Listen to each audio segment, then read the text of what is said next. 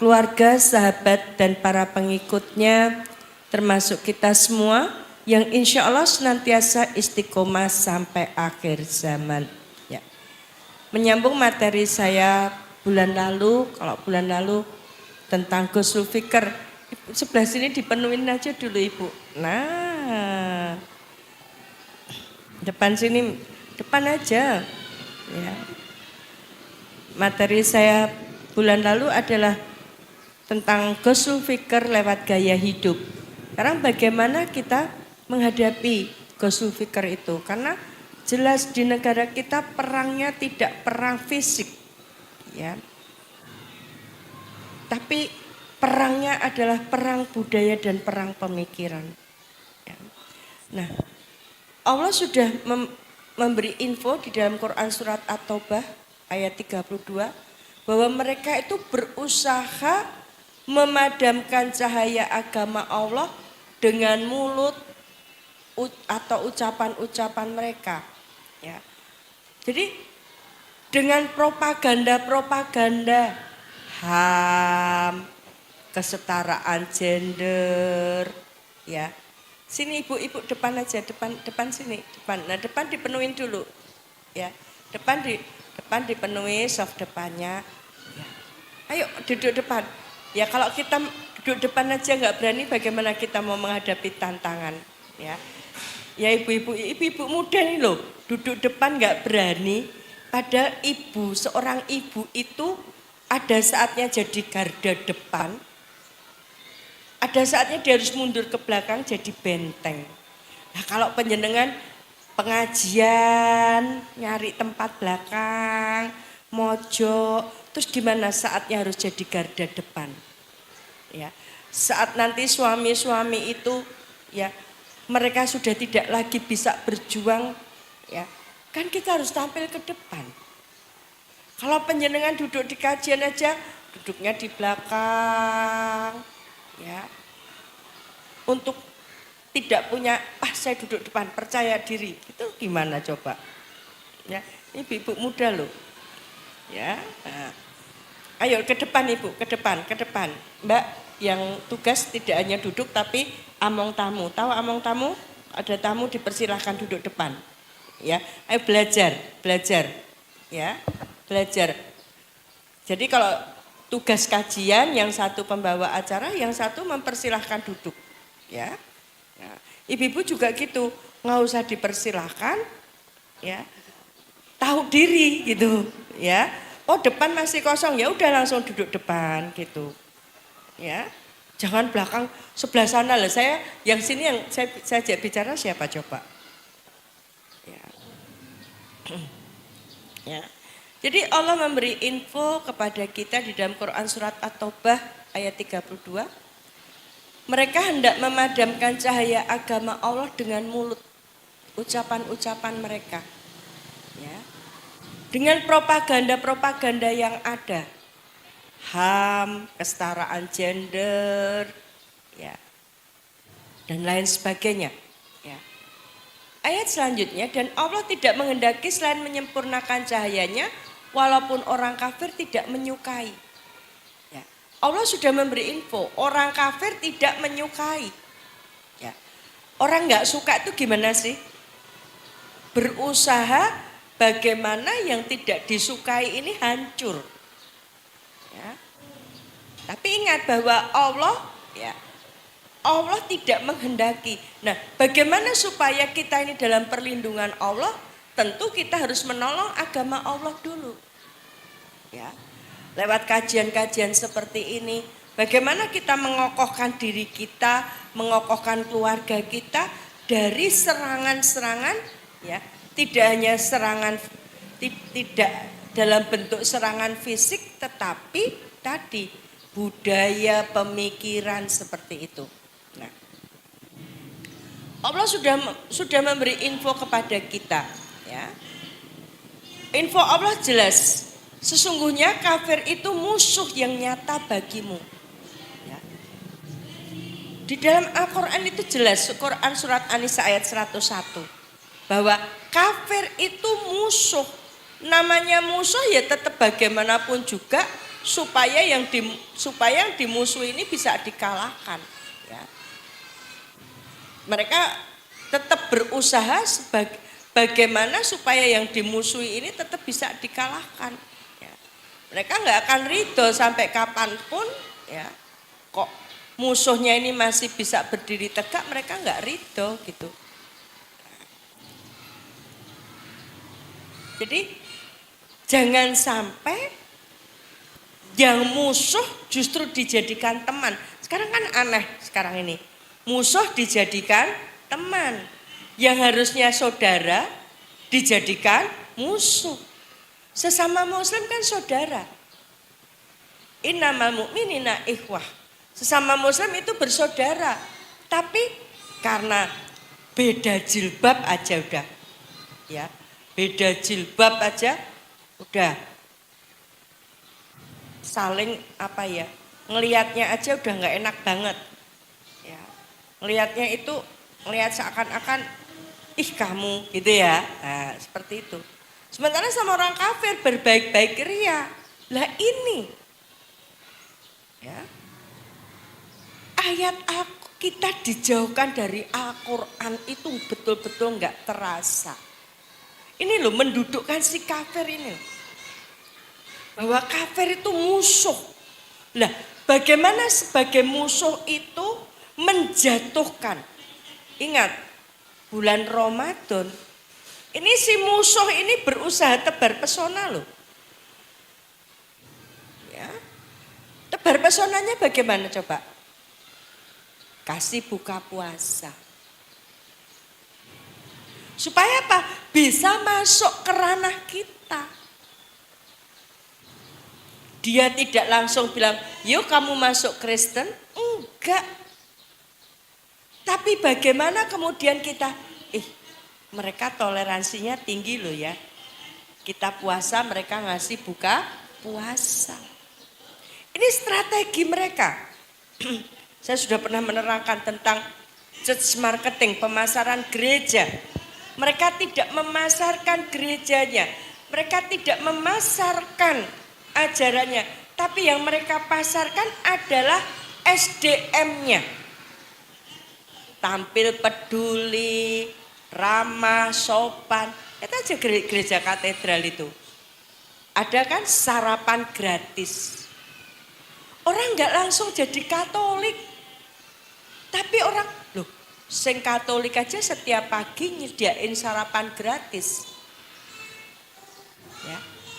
Mengambil hati orang. Kalau hatinya sudah diambil, ya sudah. Seburuk apapun akan dikatakan baik.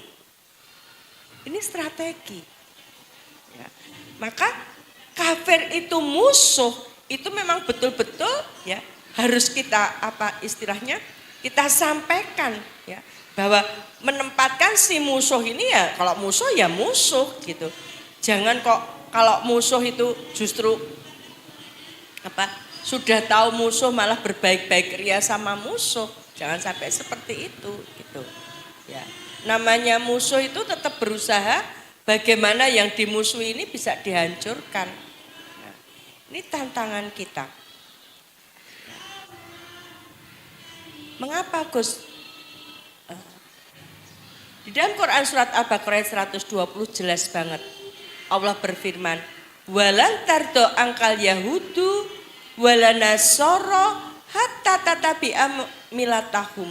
Orang Yahudi, orang Nasrani tidak akan senang kepadamu sampai kamu mengikuti milah mereka. Ya. Allah sudah memberi info Yahudi Nasrani itu enggak senang sama orang iman. Mau dia papakan namanya orang Yahudi Nasrani itu tetap nggak seneng sama orang iman. Ya. Apa target mereka? Sampai kamu mengikuti milah mereka. Ya. Milah itu bisa agama, milah itu bisa gaya hidup, milah itu bisa pola pergaulan, pola pikir, ya seperti itu. Pola pergaulan, ya. Walau kemarin Valentine Day, apakah masih banyak anak-anak Islam yang mengikuti Valentine Day? Ya, milah Bukan gaya hidupnya orang Islam, tapi betapa banyak anak-anak muda Islam mengikuti milah mereka. Ya. Bahkan sekarang ngetren apa? Paham agnostik di kalangan anak muda. Mereka nggak mau beragama. Ya. Mereka percaya Tuhan, tapi nggak mau beragama. Menganggap agama ini sebuah kekang yang mengekang kebebasan. Nggak bisa pacaran beda agama. Ya, harus nutup aurat. Nggak boleh pacaran. Apa-apa dilarang dalam Islam. Ini apa? Mereka ya udah kami percaya Tuhan itu ada, tapi nggak mau beragama. Dan ini banyak di kalangan anak muda. Ya. Kita nggak ditembakin seperti di Palestina. Tapi itu tadi dari kehidupan, budaya, gaya hidup. Coba aja panjenengan lihat sekarang. Anak perempuan nongkrong rokok, pakai rokok elektrik, padahal pakai jilbab. Nggak malu, nggak ada malunya. Nah, apa yang Allah infokan kepada kita itu terbukti, ya. Bagaimana kedengkian para ahli kitab kepada umat Islam, ya. Mereka itu, awalnya saya tidak merenungkan. Ketika saya mendapatkan buku Akhlak Islam yang menghantar saya masuk Islam, awalnya saya nggak merenungkan. Saya beli buku itu ya sudah. Setelah saya masuk Islam pun saya belum merenungkan. Saya baru merenungkan beberapa saat yang lalu. Kenapa buku itu saya beli di toko buku Kristen? Kok toko buku Kristen jual buku Islam? Kenapa? Karena mereka mempelajari kita. Bukan untuk kalau untuk mengimani Islam kemudian mereka masuk Islam, alhamdulillah. Tapi untuk melihat bagaimana sesungguhnya ajaran Islam itu, silahkan ke depan. Ya. Nah, depan dipenuhin dulu. Kok depan udah penuh baru boleh ke belakang. Ya. Bagaimana ya mereka mempelajari Islam ini. Di mana toh kelebihan Islam ini? Kenapa dihancurkan pakai senjata? Ya sudah tele-tele bahasa Jawanya. Kok masih memegang teguh keimanannya? Di mana kekuatan mereka? Ya, mereka pelajari.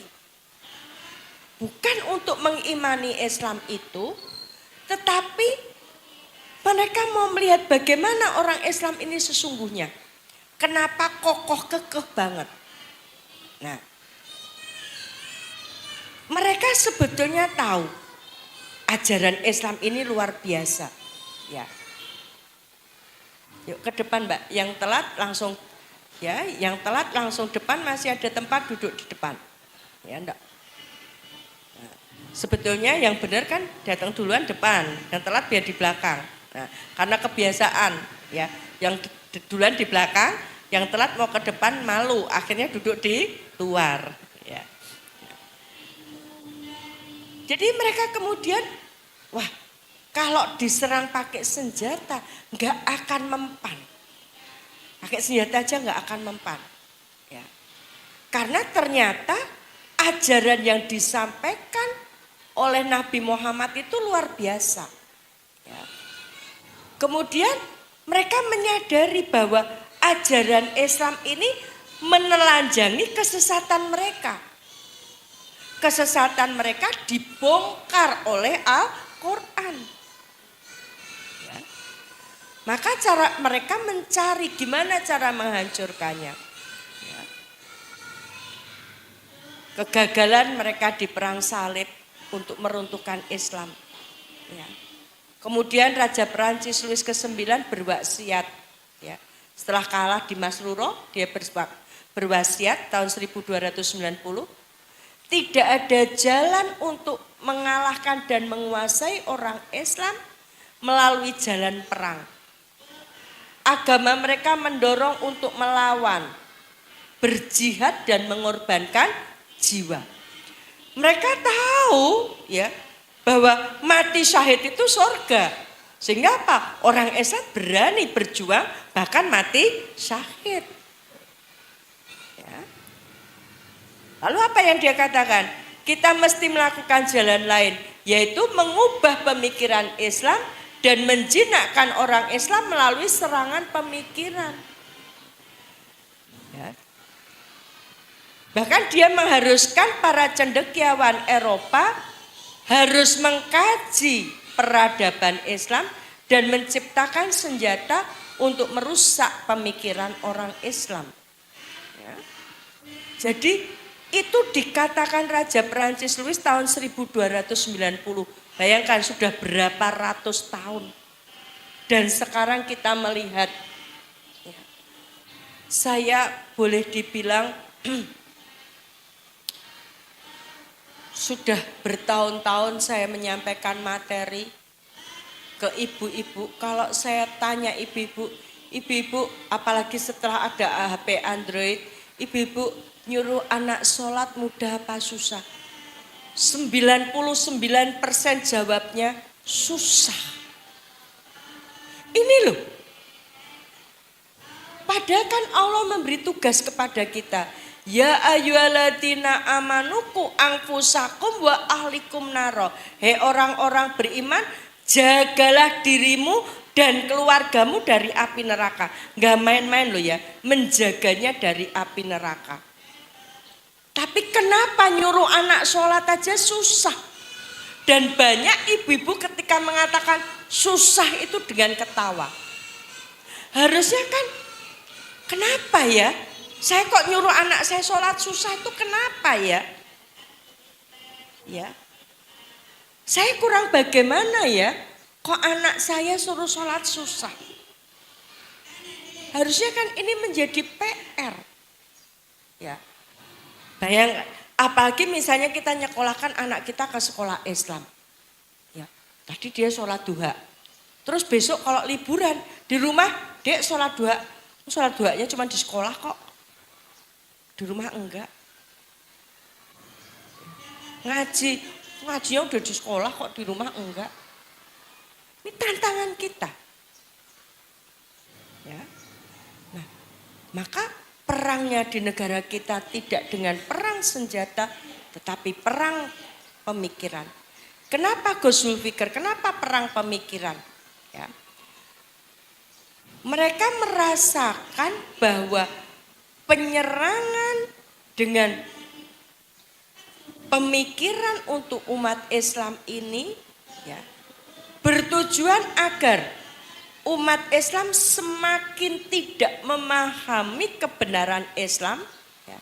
Mereka mencampur adukan ajaran Islam ini dengan isme-isme, dengan propaganda-propaganda, dengan ajaran-ajaran yang tidak Islami. Ya. Ini cara musuh Islam untuk menghancurkan kaum muslimin ya, yang lebih efektif, hemat biaya, ya, lebih lembut, bahkan lebih efektif. Satu contoh ya ibu-ibu. Ya. Misalnya anak kita atau kita bermasalah, mau konsultasi psikolog silahkan, tapi tetap pegang Al-Quran sebagai kebenaran Islam. Kenapa? Istrinya bekas murid saya. Itu ya nggak tahu ya, dalam rumah tangga itu kan mesti ada problem. Maka saya kalau memberi tausiah pernikahan, saya selalu menyampaikan bahwa pernikahan ini bukan mencampurkan dua pribadi, tetapi menselaraskan. Kalau dicampur nggak bisa, karena masing-masing punya sifat, masing-masing punya budaya, masing-masing punya karakter, tapi diselaraskan supaya bisa seperti rel kereta api. Ya. Yang maju ya agak mundur sedikit, yang ketinggalan yuk digas biar bisa nututin. Itu yang pertama saya sampaikan. Yang kedua, bahwa pernikahan itu ya niatkan ibadah dalam rangka mencari ridho Allah. Sehingga apa? Sesuatu yang tidak enak di dalam keluarga ya itu menjadi ladang pahala. Ya. Karena apa? Ini ngetren perempuan-perempuan mengajukan perceraian. Ya. Saya pada waktu jadi saksi, kalau saksi nikah seneng, ini saksi perceraian. Ya. Itu hakimnya sampai tanya, apa toh masalah pokoknya gitu ke saya. Ibu sudah pernah mediasi, saya bilang sudah berkali-kali. Masalahnya si istri ini minta kalung, si suami belum mampu membelikan kalung. Ya. Lah kalau gaji sebulan 2,5 juta, minta kalung yang 15 gram. Terus apa suaminya kok nyolong? Ya. Itu yang dijadikan masalah, terus dijadikan masalah terus. Udah. Ya. Ya namanya manusia kan sesabar-sabarnya juga punya emosi kan gitu. Mengajukan perceraian. Sampai hakimnya, apa enggak bisa dimediasi? Sudah saya bilang, sudah berkali-kali saya mediasi. Tapi si istri tetap pada prinsipnya kalau mau rumah tangganya utuh beliin kalung. Sampai saya bilang beliin rantai anjing itu terus disepuh pakai emas. Ya. Nah. Dan hakimnya ketika itu menyampaikan, Ibu kan ustazah toh katanya suka ceramah. Sampaikan ke ibu-ibu. Sekarang itu trennya perempuan itu mengajukan perceraian. Bukan laki-laki yang mengajukan, justru perempuan. Karena apa? Kebanyakan karena kondisi ekonomi. Ya. Karena kondisi ekonomi kalau tidak bisa menerima itu kan memicu emosi. Ya toh. Namanya orang emosi ya kadang-kadang walaupun beriman kalau udah emosi itu kan ya khilaf kan. Nah konsultasilah pada psikolog. Psikolog mulai sifat suamimu begini. Iya lah itu dalam psikologi namanya ini. Udah ya akhirnya yang ada di sini bahwa suami saya itu mengidap secara psikologi mengidap penyakit ini yang tidak mungkin disembuhkan. Ya. Tidak mau kembali ke Al-Quran. Padahal Al-Quran itu kan syifa, obat.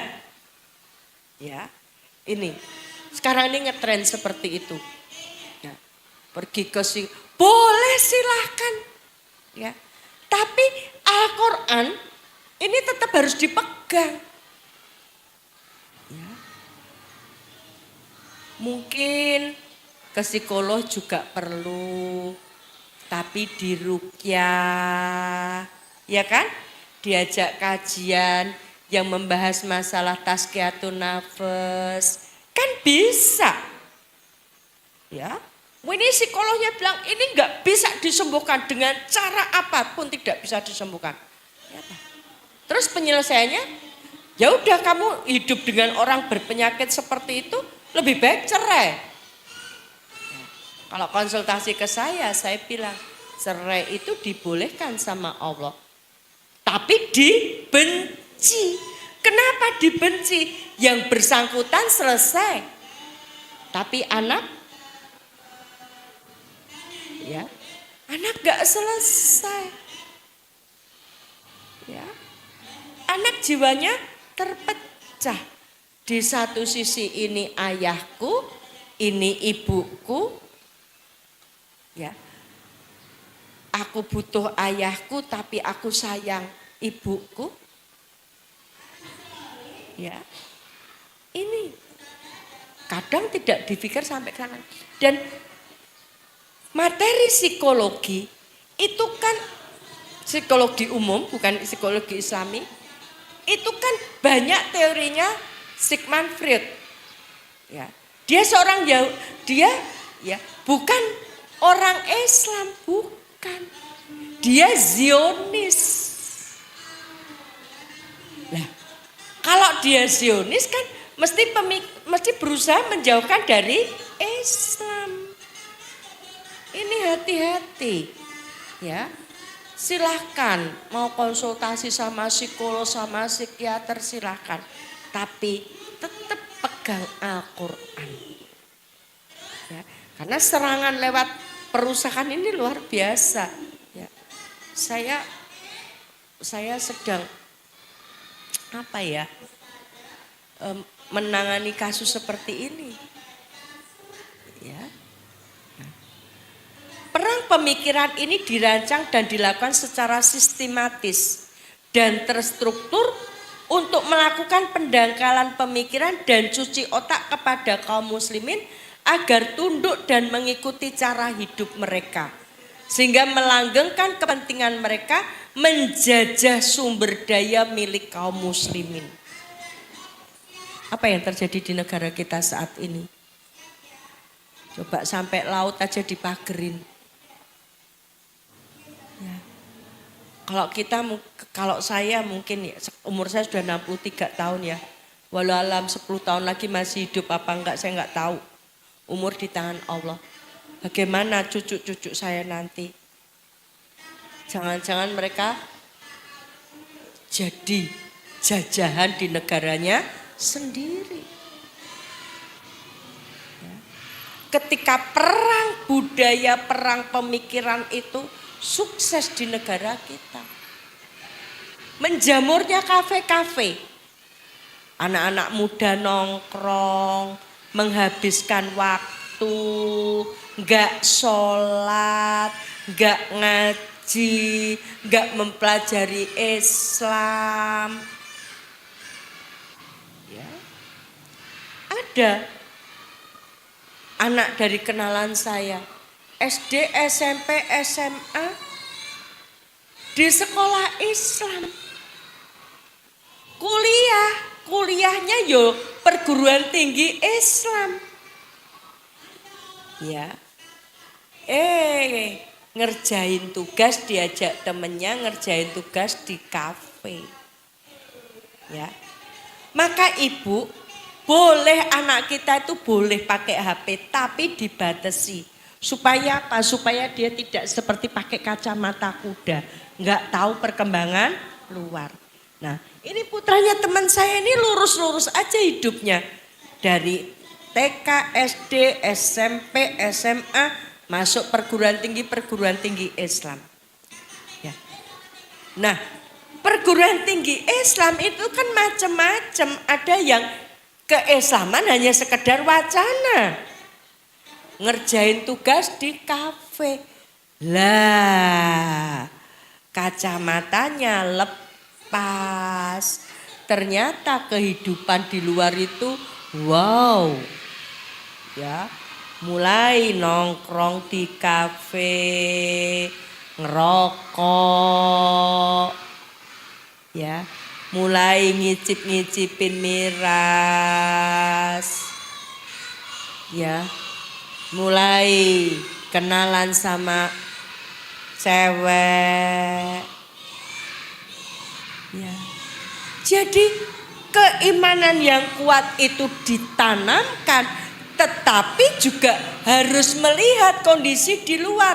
Maka ya tidak hanya mengajak kepada kebaikan tapi mencegah kemungkaran. Amar ma'ruf nahi mungkar. Supaya apa? Tidak jadi amar ma'ruf sambil mungkar. Bukan amar ma'ruf nahi mungkar, tapi amar ma'ruf sambil mungkar. Sholat terus maksiat jalan.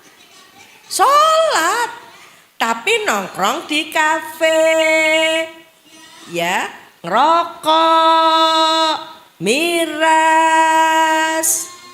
Nanti pulang sholat lagi. Lah ini kan amar ma'ruf nyambi mungkar. Ya. Ini bahwa amar ma'ruf nahi mungkar ini, ya, kebaikan dan keburukan ini mesti kita sampaikan kepada keturunan kita. Bahwa di luar sana banyak keburukan yang bisa menghancurkan imanmu.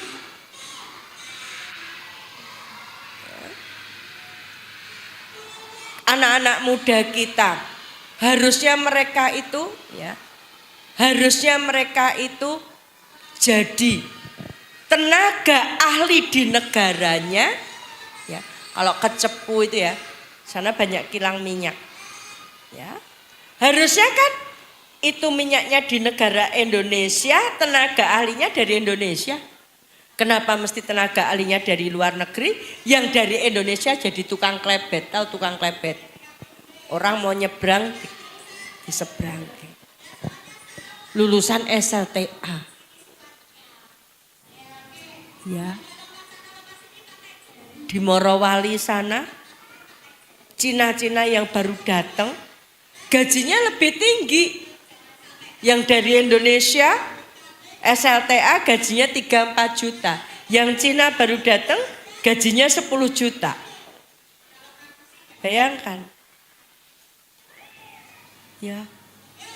Ini tadi giroh terhadap keislamannya digrogoti. Mengikuti gaya hidup mereka. Enggak mengharamkan HP, enggak. Tapi ini senjata kalau kita salah menggunakan. Saya makanya sedih kalau lihat ibu-ibu anaknya umur 2 tahun, 3 tahun sudah dikasih HP itu, saya sedih banget. Ya. Kenapa sih pada pakai cari jalan pintas? Ya. Pada nyuapin anak sambil digendong, nyuapin anak duduk atau digendong jalan-jalan. Ini kan membangun tali hubungan ibu dan anak, kasih sayang ini toh. Di situ ada seninya ketika nyuapin, ya. Maem dong biar disayang Allah. Ini kan rezeki dari Allah. Ya. Ini pembelajaran. Lah kalau dikei HP, ibu yo nyekel HP, makan. Habis, makan lagi. Nah, tali batinnya di mana? Maka kenapa sekarang banyak anak-anak muda, ya, tren lagi.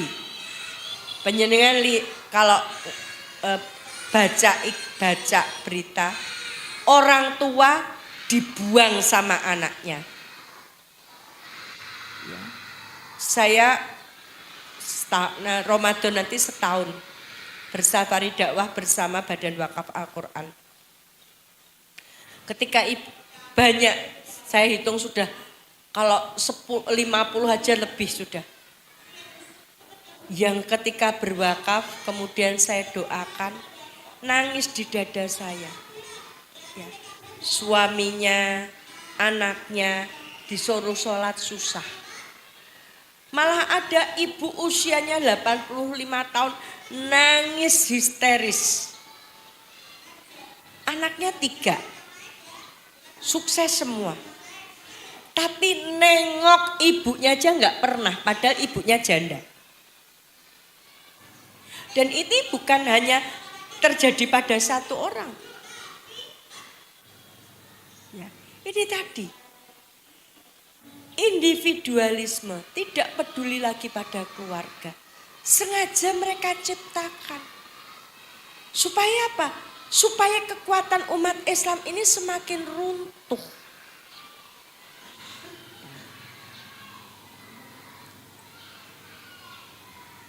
Perang dengan Ghazul Fikr itu biayanya lebih rendah. Karena nggak perlu tank, nggak perlu pakai tank. Ya kan?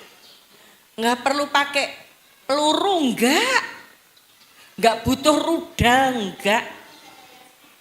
Ya. Nggak butuh tentara. Ya. Yang diperlukan hanya menyebarkan ide-ide untuk mereka usung ke belahan dunia dengan tujuan imperialisme dan kolonialisme, penjajahan. Cara ini bisa melumpuhkan umat Islam sampai ke akarnya. Mass media dan sarana lain mereka manfaatkan dengan maksimal untuk mengkampanyekan pemikiran dan ide busuk mereka supaya terlihat indah dan menawan. Ibu-ibu, jangan mau ya ditindas sama suami. Mosok toh badannya sampai gembrot seperti itu, nggak sempat ngerawat diri karena melahirkan terus. Ya, ibu-ibu coba merawat diri. Ibu-ibu punya hak untuk dirinya, untuk tetap tampil cantik ya. Maka ibu-ibu perlu merawat diri. Anak-anak serahkan ke suami. Ibu senam, skincare ya. Ibu bikin komunitas. Ya, ibu butuh bahagia kok. Anak bukan tanggung jawab panjenengan sendiri. Anak itu juga tanggung jawab suami. Ini kan kayaknya indah banget kan? Padahal tujuannya apa? Mencabut perempuan ini supaya ndak di rumah. Supaya ndak didik anake. Layan esok senam, bar senam sarapan bareng, bar sarapan bareng dilanjut arisan, ya. Bar arisan terus skincare. Kapan arep ngurusi anake coba? Ya. Minggu ini yang disik-isik raine.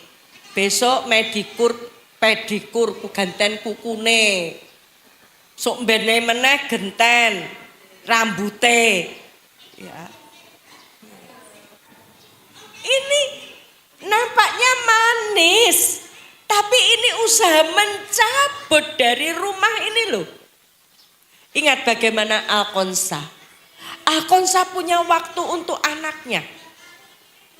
Menyediakan waktu untuk anaknya menceritakan perjuangan-perjuangan para pejuang-pejuang Islam yang ini menginspirasi anaknya, menanamkan kepada anaknya harus berjuang untuk Islam.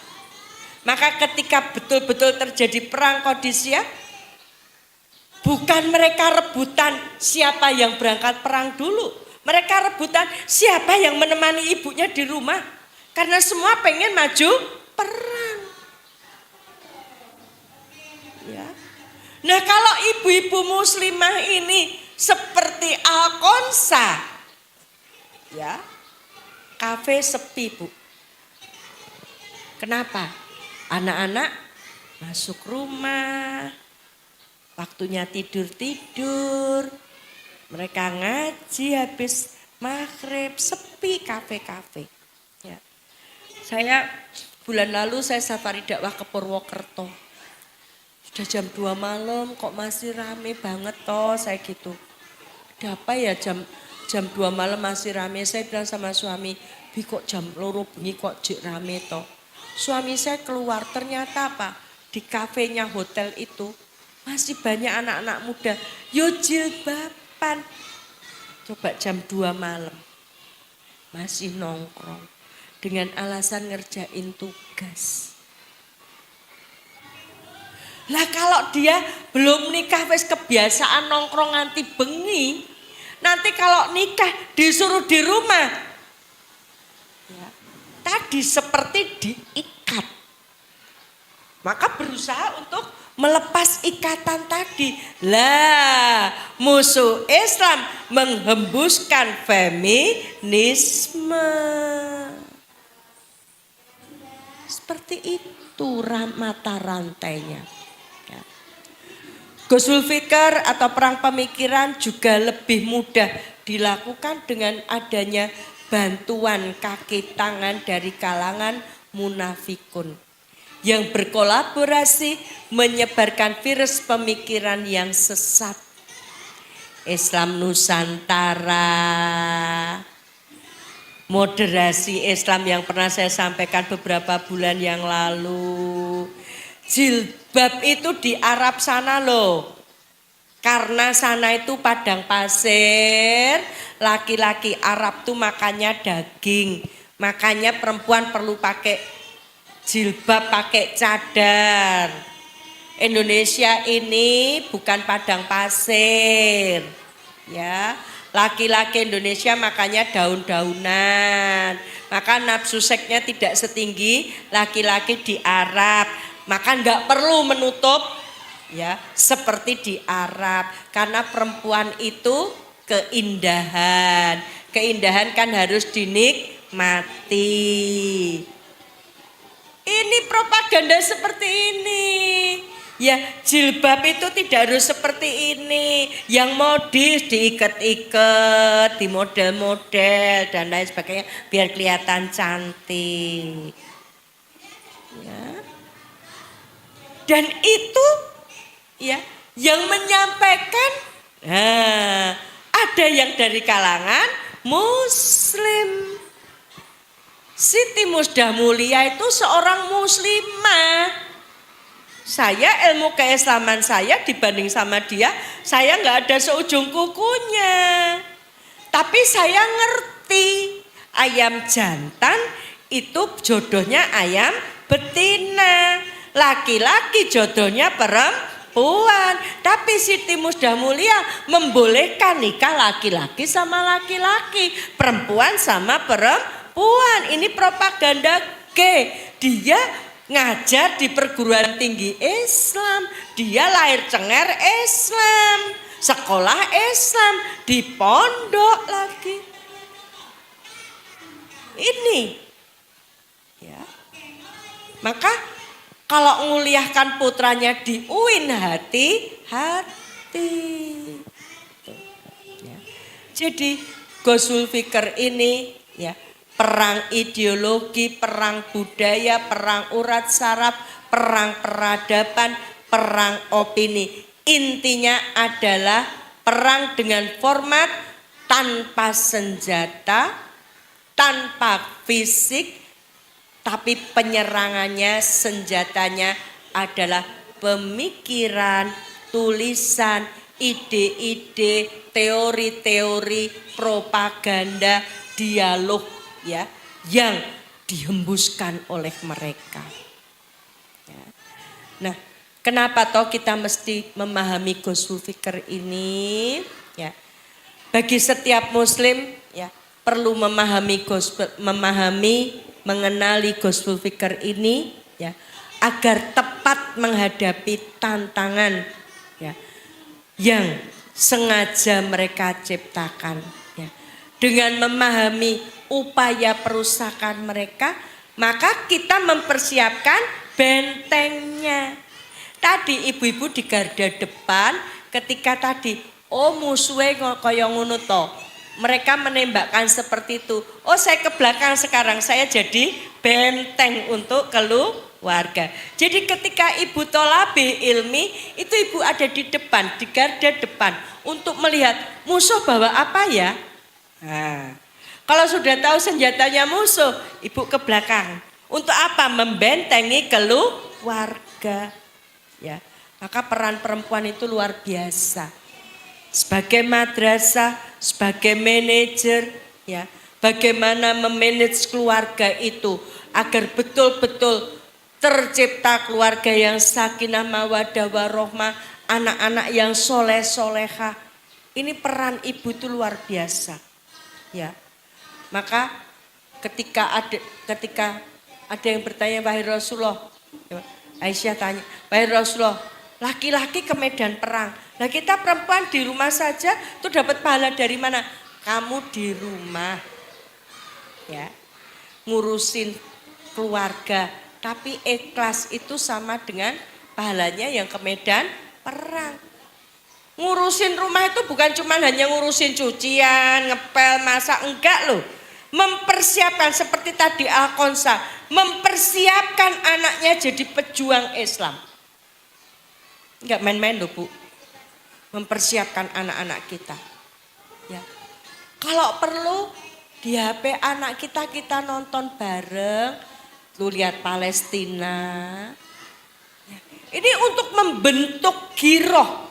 Lihat tuh yang di Palestina, anak-anak Palestina. Kita di sini enak, maka kamu harus berjuang untuk Islam. Ya. Dengan memahami strategi dan tujuan perang pemikiran, umat Islam dapat lebih waspada mempersiapkan diri. Apa bahayanya perang pemikiran? Yang pertama, menimbulkan keraguan dan kekacauan dalam keyakinan. Ya. Menimbulkan keraguan dan kekacauan dalam keyakinan. Ya. Perang pemikiran ini digunakan untuk menanamkan keraguan dalam hati umat Islam terhadap ajaran Islam itu sendiri. Ya. Ini melalui propaganda, contoh bahwa Islam itu tidak adil untuk perempuan. Contohnya, kenapa nggak adil? Laki-laki warisannya 2 bagian, perempuan 1, berarti Islam nggak adil dong. Padahal sing wong wedok ini luwih rekoso timbang wong lanang coba.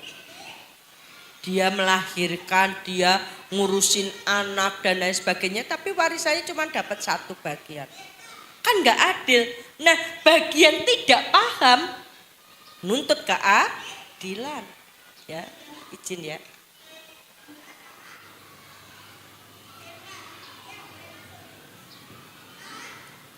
Nah, ketika orang sudah mulai ragu dengan Islam, ya, maka berikutnya apa? Dia bingung dengan ajaran Islam ini.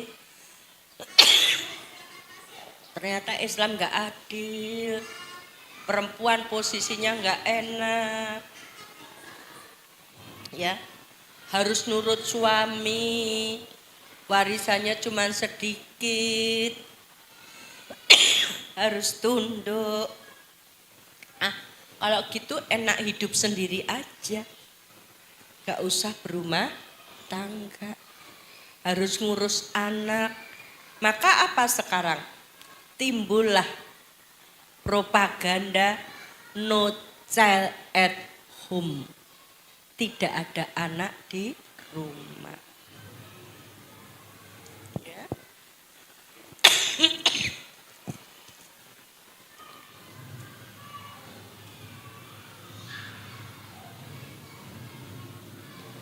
Jepang mengalami penurunan populasi. Karena apa? Yang anak-anak muda sudah tidak mau melahirkan. Kalau pengen dapat duit banyak ke Jepang aja melahirkan di sana, dibayar. Ya. Bisa lewat bayi tabung dan lain sebagainya. Nah, propaganda ini kalau kemudian merasuki para muslimah, maka akan mengurangi populasi umat Nabi Muhammad, mengurangi kekuatan umat Islam. Jadi bingung.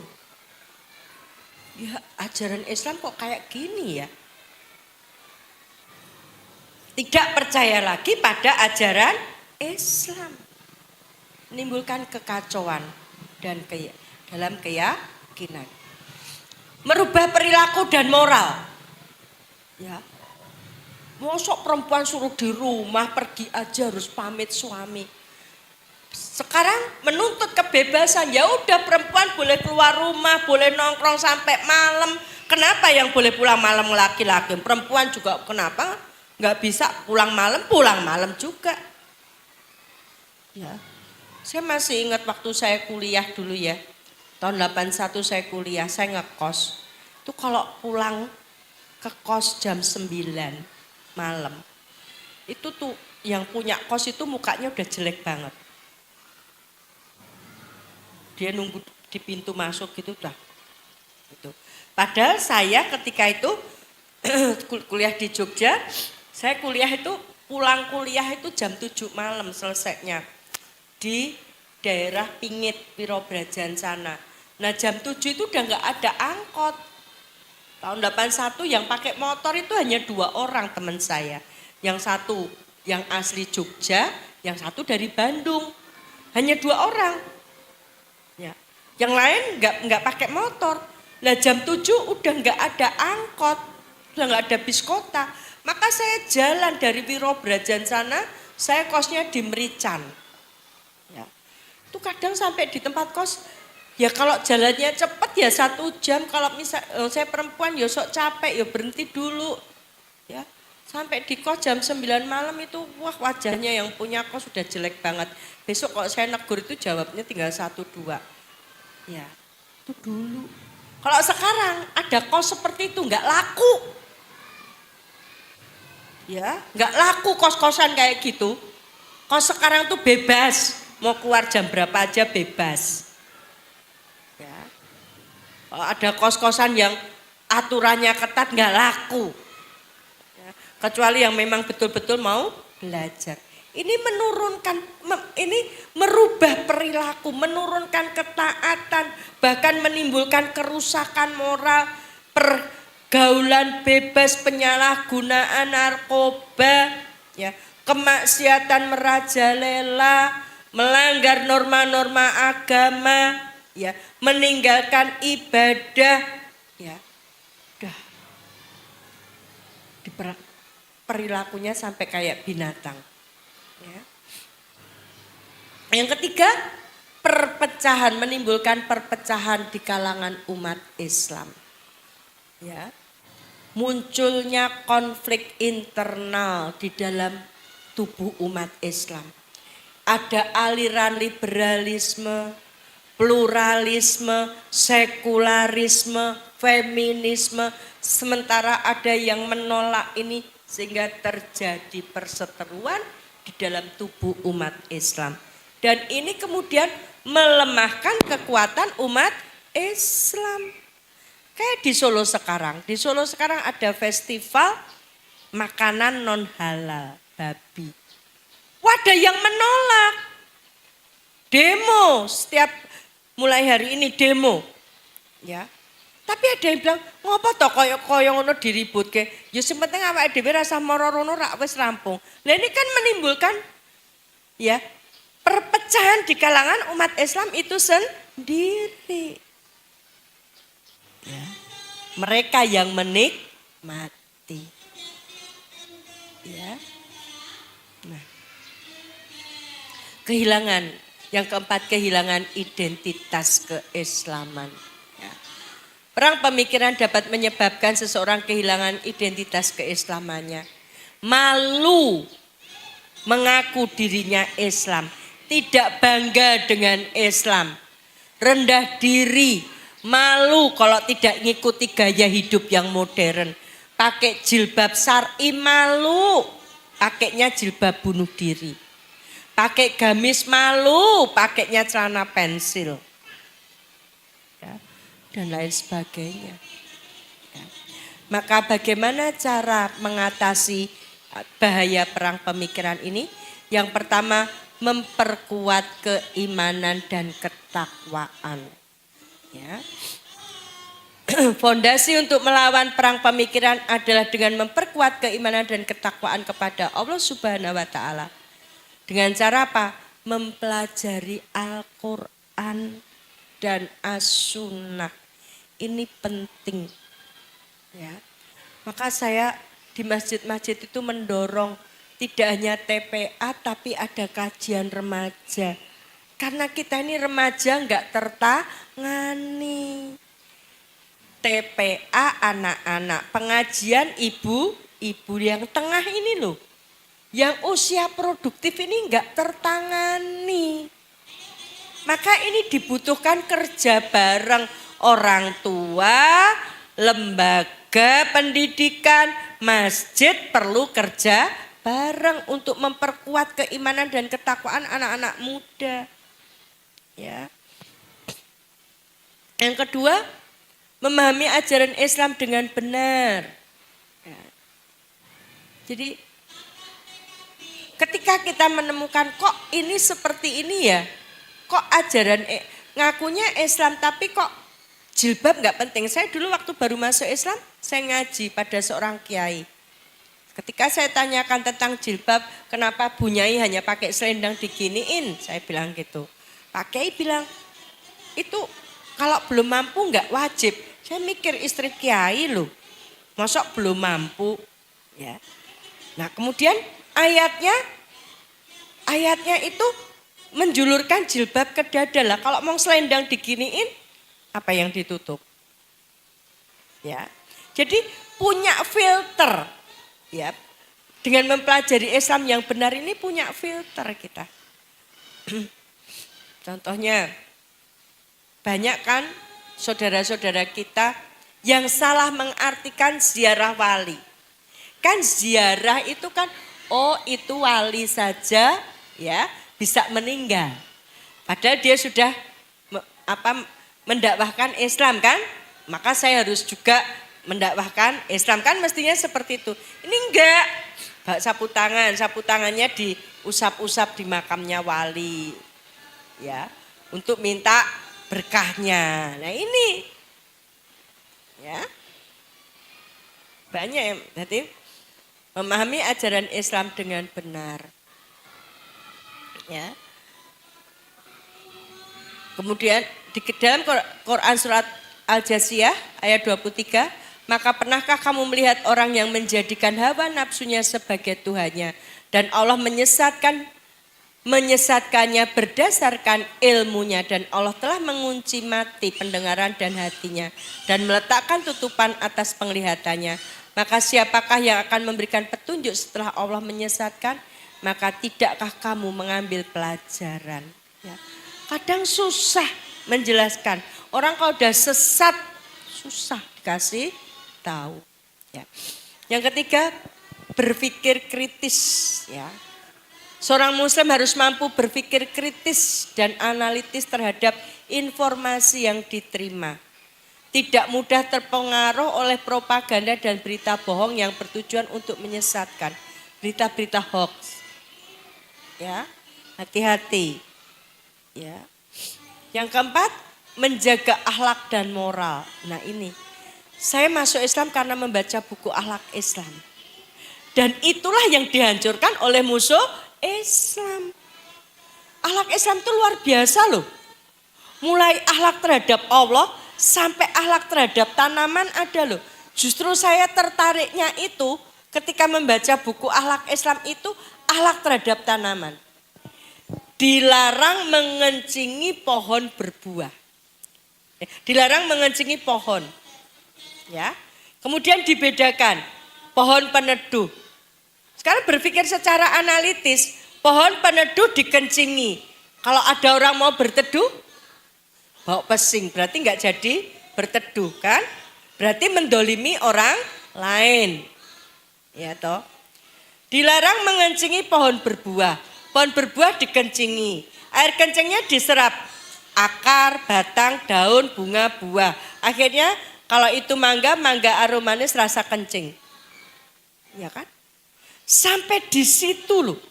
Kelihatannya sepele. Justru yang sepele ini yang membuat saya tertarik pada Islam. Ya. Kemudian mempelajari dan kemudian saya masuk Islam. Urusan kencing coba. Urusan kencing ini loh. Di Islam sampai diatur. Luar biasanya ajaran Islam. Lah ini yang dihancurkan oleh musuh Islam. Ya. Oke lah buahnya tidak terkontaminasi kencing. Tapi semangka biar kelihatan merah disuntik pakai pewarna. warnanya jadi merah, pewarnanya pewarna kain. Orang makan jadi keracunan. Karena apa? Akhlak terhadap Allahnya sudah hancur. Tidak merasa diawasi Allah. Ketika dia nyontek tadi untuk mendapatkan keuntungan, dia tidak merasa ada Allah yang melihat ini. Luar biasa komprehensifnya ajaran Islam ini. Ya. Berpikir kritis dan analitis, menjaga akhlak dan moral sudah. Ya. Ibu, yang kelima, menjaga pergaulan. Ibu, yuk kita mulai bagaimana kita teman anak-anak kita itu bergaul, kita menciptakan lingkungan yang soleh, bukan lingkungan yang salah untuk anak-anak kita. Kita perlu tahu dengan siapa anak kita bergaul. Yang keenam, menggunakan media sosial dengan bijak. Ya. Tidak mudah kita itu terprovokasi dengan berita-berita yang ada di media sosial. Jangan asal nge-share. Ya. Ini banyak yang hobi nge-share, asal nge-share. Padahal itu berita hoax. Ya.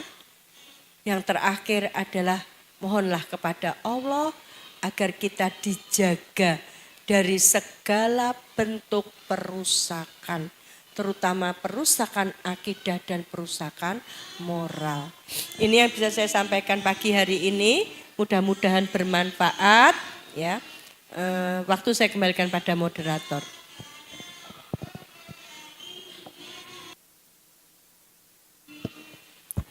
Acara yang ketiga yaitu acara sesi tanya jawab.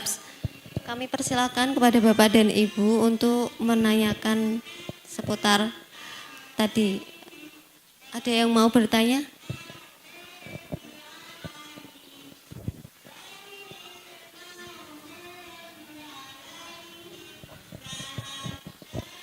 Assalamualaikum warahmatullahi wabarakatuh. Ustadzah, ini sebenarnya titipan pertanyaan dari teman ya. Jadi pas pertemuan yang lalu tentang Ghusl Fikr juga, beliau itu datang. Kemudian di beberapa waktu kemudian kan ketemu saya tanya gitu, gimana kemarin kajiannya membahas tentang apa, karena saya tidak datang.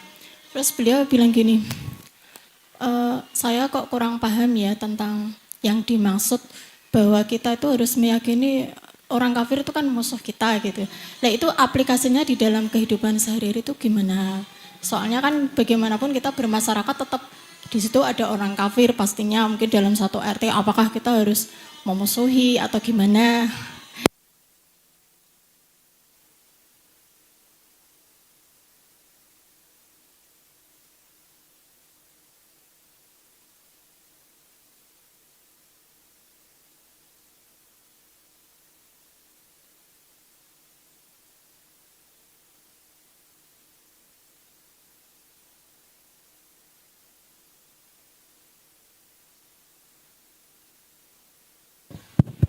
Orang kafir itu musuh.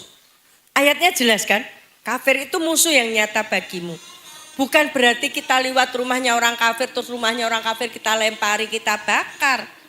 Tapi dalam hal ini ya, untuk akidah harus tegas. Ya. Tidak mengikuti milah kafir, contoh. Kan masih banyak toh orang Islam ikut Natalan. Orang Islam ikut Tahun Baru Masehi, orang Islam ikut Valentine Day, orang Islam ikut-ikut ulang tahun, pakai tiup lilin nyanyi Happy Birthday to you. Ya kan? Anaknya orang Islam pacaran, orang Islam nikah saja pakai tukar cincin.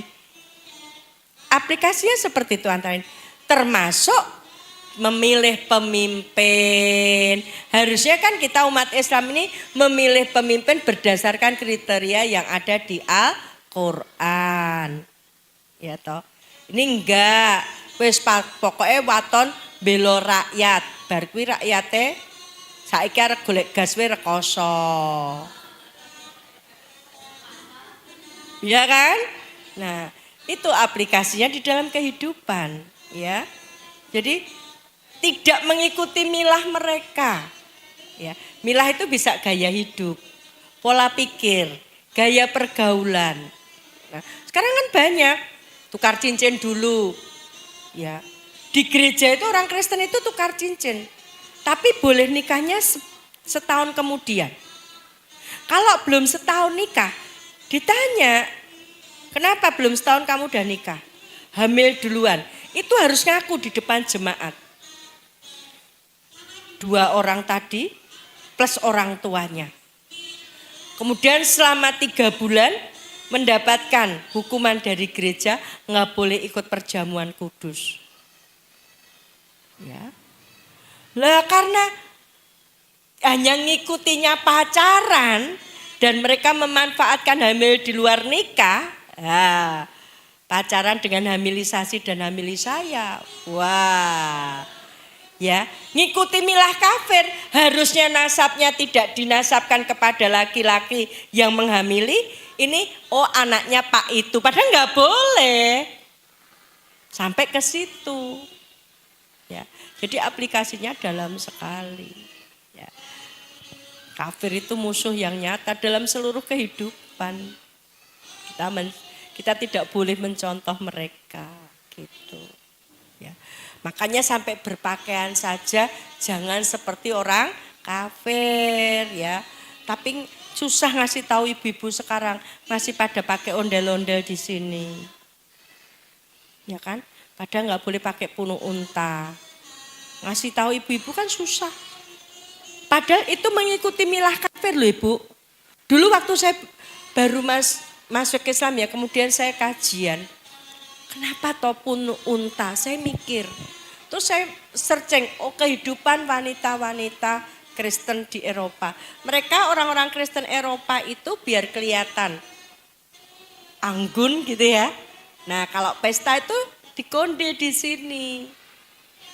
Lah kan kalau kita kemudian pakai jilbab tapi di sininya ada konde. Nggak ada konde pun cari ciput yang ada kondenya.